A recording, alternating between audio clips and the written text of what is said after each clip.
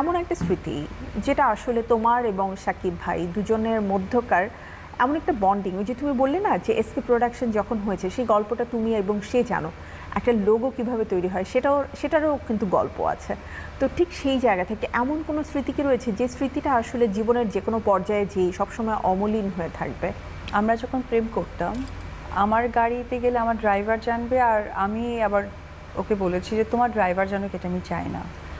তখন সে cap mask পরা আর আমিও মানে একটু কাভার করা আর মাস্ক পরা, দুজনে সিএনজি করে এক জায়গায় ঘুরতে গিয়েছিলাম।